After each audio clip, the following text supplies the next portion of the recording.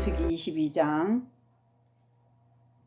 7절로 14절에 있는 말씀 중심으로 발람은 거짓 선지자였다라는 제목으로 오늘 은혜 나누겠습니다. 그래요. 이스라엘이 광야에서 저 가나안을 향해서 가는 그 여정 속에서 바로 오늘 이 거짓 선지자 발람의 사건이 나타났어요. 근데 오늘 우리도 역시 저 천국을 향하여 가는 지금 광야의 생활에서 우리 이 세상에 많이 하나님을 섬기고 있다는 많은 교회 안에 발람과 같은 거짓 선지자들이 있어서 믿는 자들의 마음을 혼미케 할 수 있다는 거예요. 그래서 믿음에서 떠나가게 할 수 있는 예가 많이 있다는 것을 우리가 볼 수가 있습니다. 그래서 먼저 이스라엘이 가나안을 향해 가는 여정에서 왜 이 발람이 등장했는가 하면 바로 아모리 왕 시온과 바산 왕 옥이 하나님의 백성인 이스라엘을 대항하다가 다 멸망당하는 사건이 그 앞에서 계속 일어납니다. 21장 앞에서 22장 앞에서 보면은, 그러니까 이 모압 왕이 그 소리를 듣고 그 소문을 듣고 본즉 너무 두렵고 떨리는 거예요. 그래서 이 떨리는 마음에 저 백성들을 저주할 수 있는 선지자를 데려다가 우리가 저주를 하게 하자 해가지고 생각해서 낸 것이 바로 그가 이 유브라데 강가에 사는 부올의 아들 발람이라는 사람, 이 선지자를 생각한 거예요. 그래서 이 발락이 애굽에서 나온 저 백성들을 물리치고 싶어서 발람을 데려다가 우리나라 나를 위해서 저들을 저주해 달라고 하면서 바로 복채를 보냅니다. 그래 하면서 내가 이렇게 돈을 줄 테니까 저주하라는 거였죠. 그때 발람은 그들을 자기 집으로 유하게 합니다. 그러고 여호와 하나님께서 내게 뭐라고 이르시는지 너희한테 얘기해 줄 테니까 여기 기다리라는 거예요. 그래서 이 말을 듣고서 이미 그는 어때요? 이미 자기가 하나님을 열심히 기도하면 불러낼 수 있다라는 그런 착각이 있던 거예요. 그러므로 요한이서 2장 10절에 보면 그런 말씀이 있어요. 하나님께서는 이 교훈이 언약의 말씀을 믿지 아니하는 자들은, 그런 이단자들은 내 집에 들이지도 말고 그들과 인사도 하지 말라고 그랬어요. 그러는데 이 발람은 어때요? 그는 이미 자신의 방법대로 그들을 들여놓고 난 다음에 바로 22장 10절에 보면 뭐라고 얘기하냐면, 하나님께서 내게 온 사람이 누구냐라고 불렀을 때 이렇게 얘기를 해요. 모압 왕이 십볼의 아들 발락이 내게 보낸 사람들이라는 거예요. 왜 그들이 너한테 보냈느냐? 알고 보니까 바로 저 애굽에서 나온 민족들이 있는데 그들이 얼마나 강한지, 그들이 지나가는 곳마다 마치 황소무리가 밭에서 풀을 뜯으면서 가니까 완전히 다 초토화가 되듯이 그 여러 옆에 있는 그들이 지나가는 그 사방 나라들마다 다 점령해 버렸다는 거죠. 그러니까 나는 거기에 점령당할 수 없으니까 나한테 와서 저들을 위해 저주를 해달라는 것이었습니다. 그래서 22장 10절에 보면은 하나님께서 발람에게 말하죠. 그들과 함께 갈 거냐? 그러니까 함께 가지도 말고 그 백성을 저주하지도 말라고 그럽니다. 그리고 그들을 이미 복받은 자들이니까 버려두라는 거예요. 내버려두라는 거예요. 그러나 발람은 하나님의 이 말씀을 했음에도 그것은 그냥 대수롭지 않게 넘겨치고 그들에게 얘기합니다. 여호와께서 내게 너희와 함께 가지 말래. 그러니까 나는 갈 수 없어. 이렇게 가볍게 얘기를 합니다. 왜 가지 말아야 되는지는 얘기 안 하고 그렇게 가볍게 얘기를 합니다. 이것을 볼 때 발람이 하나님의 말씀에 순종하는 것처럼 이렇게 보여요. 어떻게 성경을 읽으면 보이지만 그게 아니었어요. 그게 아닌 점이 바로 22장 15절로 19절에 보면 알 수 있는데, 거기에서 발락이 처음보다 더 좋은 조건으로 가지고 와서 이 발람을 유혹하는 것입니다. 어떻게? 더 높은 고관들을 보내갖고 아무것도 네가 꺼리끼지 말고 내게 오라는 거예요. 그러면서 내가 그대를 높이 크게 존귀케 여길 것이고 그대가 원하는 것은 무엇이든지 다 들어준다는 거예요. 그러니까 여기와 저주만 하면은 모든 것을 내가 다 들어준다는 얘기죠. 그러나 이게 그래서 나를 위해서 저 백성을 저주하라. 이것은 그럴 때 이 발람이 어때요? 마음이 더 높은 고관이 와서 자기를 존귀케 해주고 그러니까 흔들리는 겁니다. 이렇게 사단은 우리가 조그마한 틈만 보이면 언제든지 더 좋은 조건으로 우리한테 다가온다는 것을 여기에서 알 수 있고, 또 그거를 우리가 정말 믿음으로 굳건하게 말씀물에 서 있지 않으면은 우리는 넘어갈 수 있음을 또한 볼 수 있습니다. 그래서 믿음의 사람들은 이런 시험이 항상 우리들한테 가까이에 있다는 것을 항상 염두에 두어야 할 것입니다. 여기에서 발람도 흔들리면서 그들이 내놓은 제안을 뿌리치지 못합니다. 그리고 잠깐 생각을 합니다. 그러면서 다시 그들을 내 집에 유숙하게 합니다. 그래서 내가 다시 한번 하나님께 물어본다 라고 그들한테 여지를 줍니다. 그리고 하나님께 묻습니다. 내가 원하는 답을 달라는 거죠. 그러니까 나는 가고 싶은데 하나님 가지 말라 하면은 이 갈등 이거를 잠재워 달라는 거죠. 그때 하나님께서 발람에게 임하여 그들이 너를 부르니 함께 가라고 합니다. 그러면서 너는 가되 내가 내게 이르는 말만 하면서 그들이 그 발람의 기도를 들어주십니다. 왜 들어줬을까요? 이 장면을 보면 마치 우리가 무엇인가 나의 소원과 같은 목적을 가지고 그 뜻을 이루어 달라고, 이루어지기 위해서 반드시 하나님 이루어 주십시오 라는 것으로 하나님께 간청 기도도 드리고 금식 기도 드리고 또 작정 기도 드려서 내 마음이 흡족한 답을 얻기 위해서 드리는 기도와 바로 오늘 발람의 기도와 같다고 우리는 볼 수 있습니다. 이제 발람은 자신의 뜻을 이루기 위해서 그들과 함께 가는 도중에 여호와 하나님이 진노하셔 바로 그 사자를 발람의 가는 길에 나귀에게 보이게 하십니다. 그때 나귀는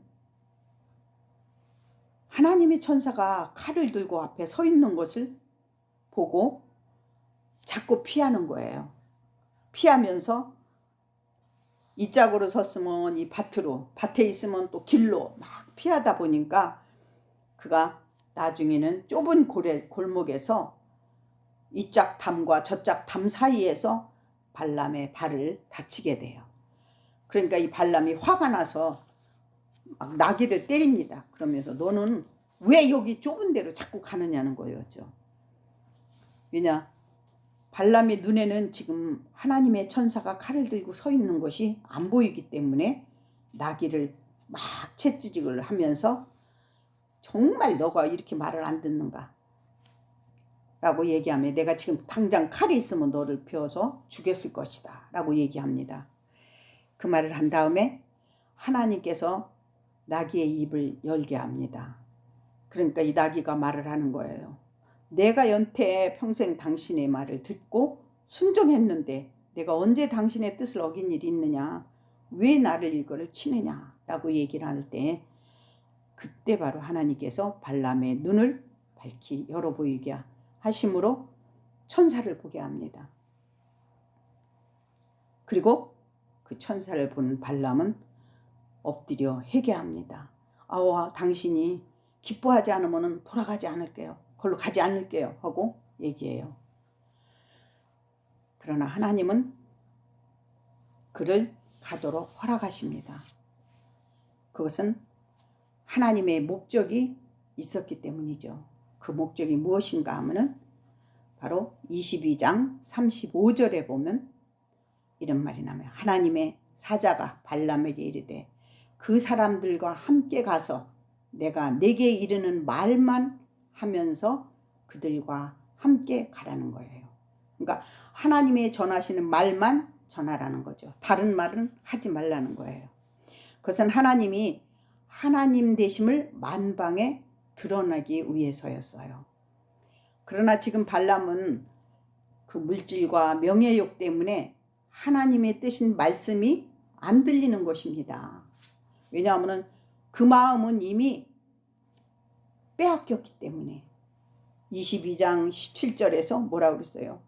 그대를 높여서 존귀케 해줄 거고 와서 저주만 하면 내가 그대가 말하는 거 무엇이든지 들어준다는 거예요. 이 모압 왕의 이런 말에 그는 그것이 항상 머릿속에 내하려 있기 때문에 하나님의 다른 얘기는 안 들리는 거예요.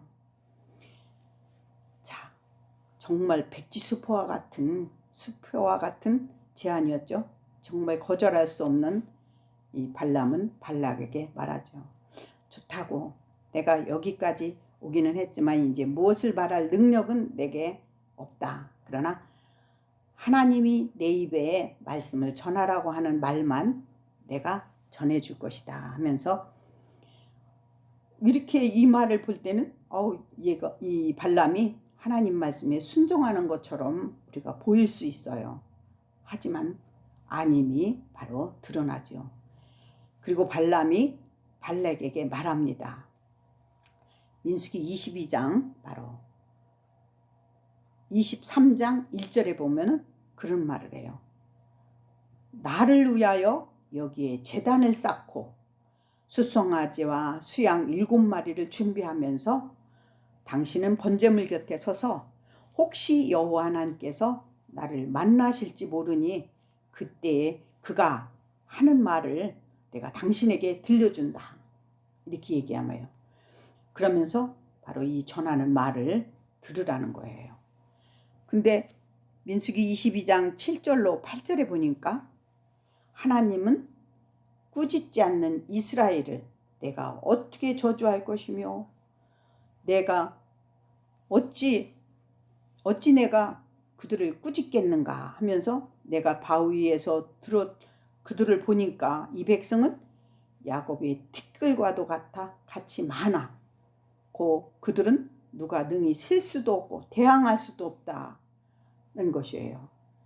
그러면서 나도 그들과 같이 의인의 종말을 갖기를 바란다 라고 또 얘기를 하는 거예요.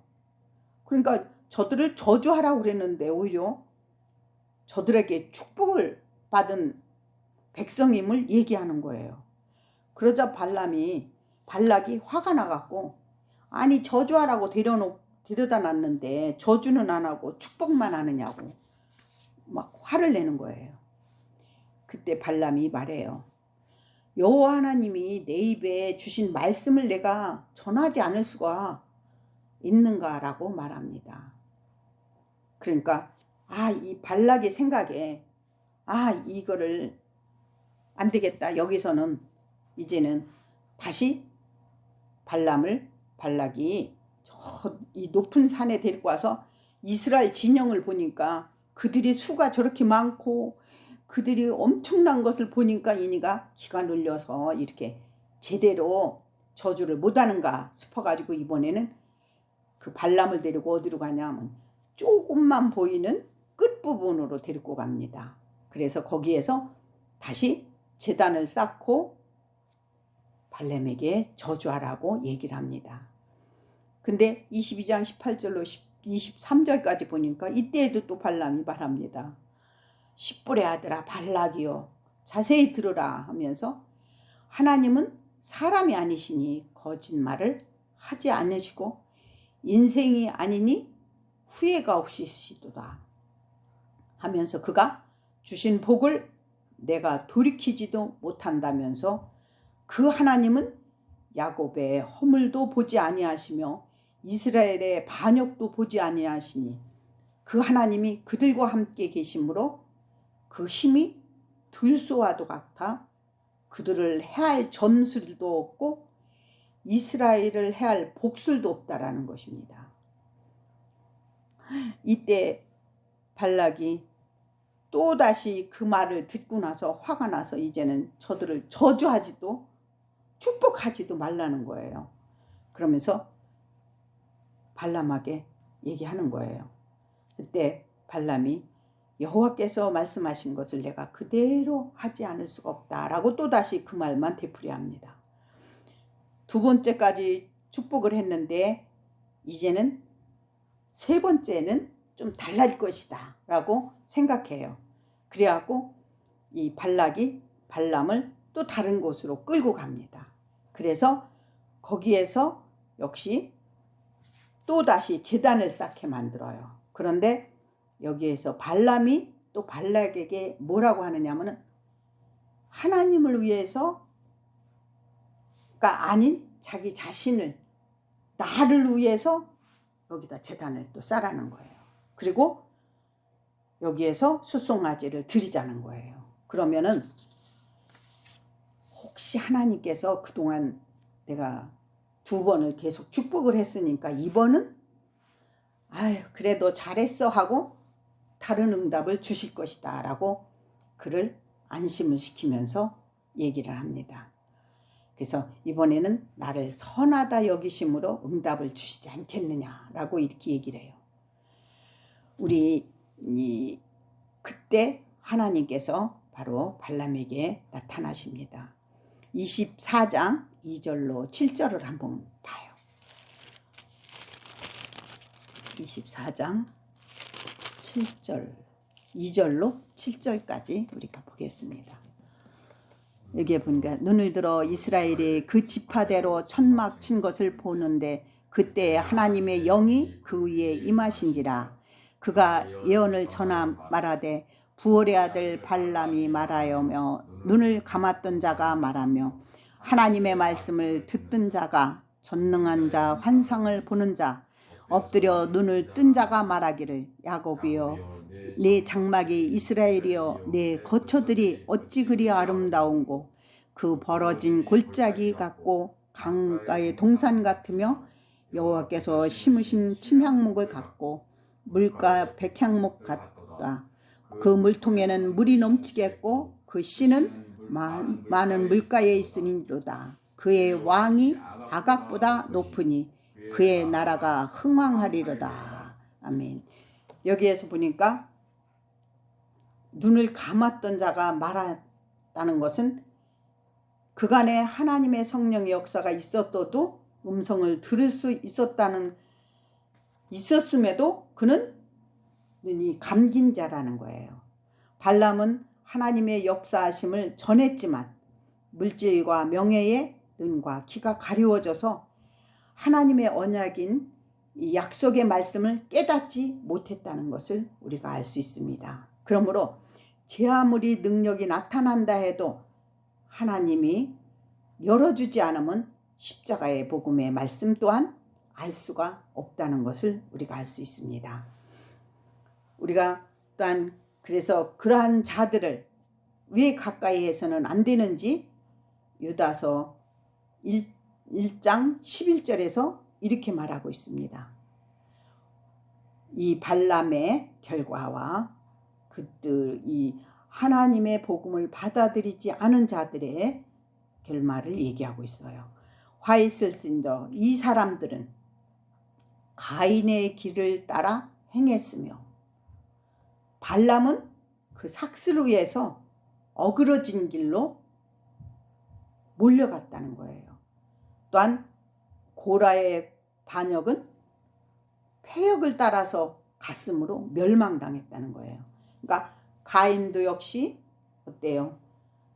하나님의 뜻을 거역하고 자기의 방법대로 하나님을 섬긴 자였고, 이 발람 역시 그 삭새, 눈이 어두워서 하나님의 뜻이 아닌 어그러진 길로 가서 그도 심판을 받게 됐다는 것입니다. 이때까지 발람은 자기 욕심에 따라 제단을 쌓았다는 것이죠. 그러니까 아무리 제단을 쌓았어도 하나님이 기뻐하는 제단을 쌓은 게 아니라 자기의 욕심, 뜻을 이루기 위해서 쌓았다는 것입니다. 이것은 참으로 우리에게 중요한 것이죠. 이 말씀을 준비하면서 지난날에 나 또한 이 발락이 되어서 내 욕심만을 구한 신앙이 아니었었나 라고 생각하기도 했어요. 또한 발람처럼 자신의 목표만을 위해서 하나님께 기도했던 지난날의 나의 모습도 또한 이 말씀을 준비하면서 보게 되었습니다. 그때는 이 세상이 전부인 양, 첫째도 나 자신을 위해서고 둘째도 나 자신과 가족의 평안과 행복을 위해서였고, 셋째도 역시 이 세상에서의 나의 욕망을 위해서, 나의 소원을 이루기 위해서 금식하며 작정기도 드린 것 또한 내 뜻이 관찰되기를 바람이었다는 것이죠. 그러니까 발람과 같은 그러한 신앙이 많이 있다는 것을 우리가 알 수 있습니다.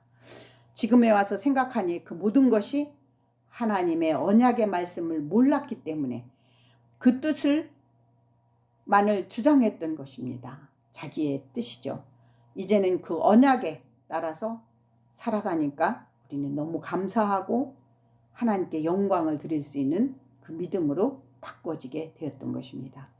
그러므로 오늘 발람 역시 발락이 내건 조건에 현혹된 것은 그 안에 하나님의 언약의 약속의 말씀이 그를 이끈 것이 아니었기 때문에 물질과 명예, 무엇이든 다 들어준다는 그 달콤한 말에 그의 영혼을 팔았기 때문에 끝까지 사단의 덫에서 헤어나지 못했던 것입니다.